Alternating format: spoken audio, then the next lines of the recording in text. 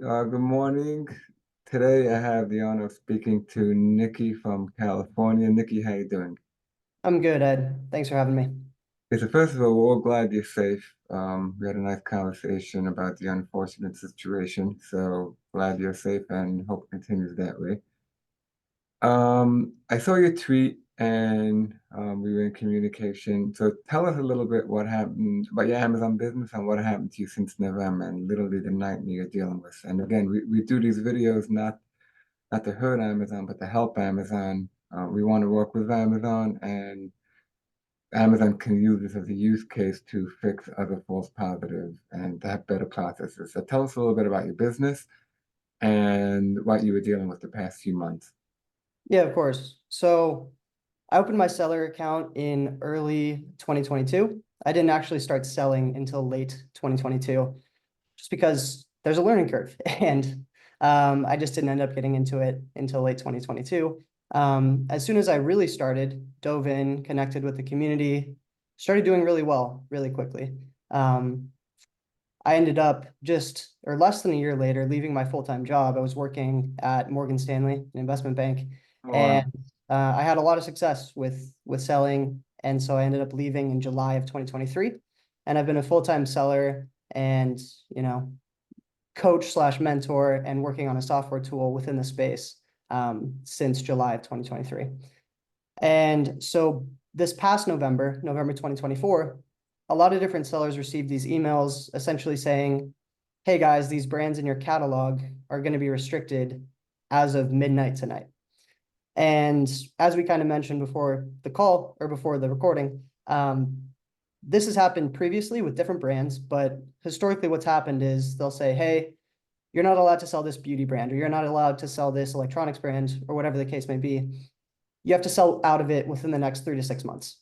And after that date, it's just going to be Amazon selling. This is per the brand's directive. We just want to control sales from the corporate side, which I think is all fine. The difference here was that you receive these emails maybe at 3 p.m. on the day that you're supposed to sell through the inventory.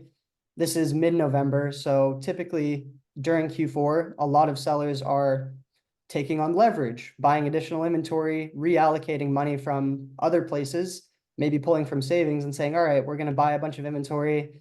There's a tremendous rush during Q4 where 40% of online e-commerce sales are made in the US just through Amazon.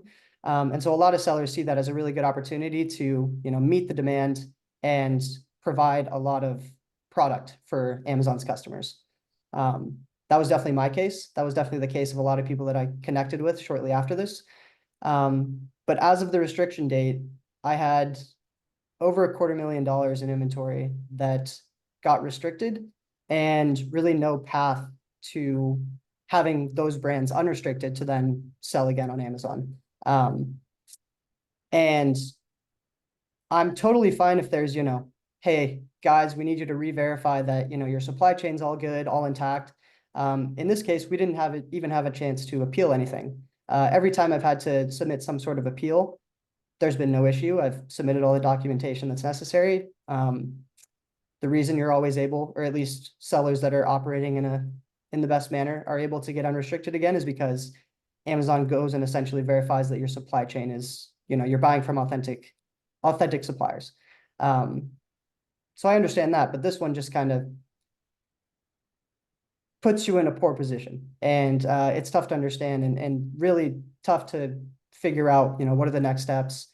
How do you move on from here? How do you sell through, a bunch of inventory, meet your credit card bills, all these kinds of things. So. Right. It's very hard to see Amazon's side other than that this was a glitch. That was like the best I can offer Amazon. I've seen a lot of sellers in that wave who got blocked from some of the brands which you got blocked. At least some of those got back on. On the ASINs that you're selling, are there many sellers selling, and are some of them like newbies? Yeah, so that's something that a lot of people have kind of picked up on is for whatever reason, maybe 10% of sellers on certain listings were removed, sometimes more, sometimes less. But, it sucks to see, hey, we're not letting sellers sell this product. and you think to yourself, hey, I've been selling this for, 6 months. I've sold 1,000 units of this. I've sold 2,000 units of this.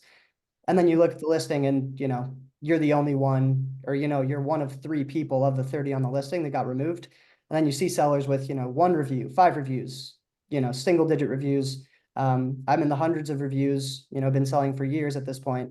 So it's just hard to explain. It's hard to understand what went into this. A lot of people think it's a glitch. I thought it was a glitch. I publicly tweeted that it was a glitch. And now sitting here 2 months later, a lot of people have luckily gotten unrestricted. And I'm tremendously happy for those people because I know how stressful it is. I've been dealing with it for the past 2 months. I think luckily I try and run my business with as little bad leverage as possible. And so being able to move some of the products off of Amazon, I wasn't tremendously devastatingly impacted, but I know people who have been, who, are losing sleep every single night, who are still tremendously stressed about this process. And I think Amazon owes it to its selling partners to, provide a good and at least a simple path to resolution where those people who are doing business the right way don't get hit with these issues. Yeah, I agree. I agree. And it's especially infuriating when you see sellers who just got onto the platform and literally any one reviewing that will find a problem with that the experienced sellers are being treated worse than their non-experienced. So we hope Amazon sees this. Again, we're just trying to, it's a cry for help. And we've tried everything else. And I agree that Amazon needs a better way to resolve it. If there's some piece of information they want, just we need some communication. And best of luck and stay safe. And thank you so much for coming on. I appreciate it. Yeah, thanks so much for allowing us to do this, Ed. I appreciate it. All right.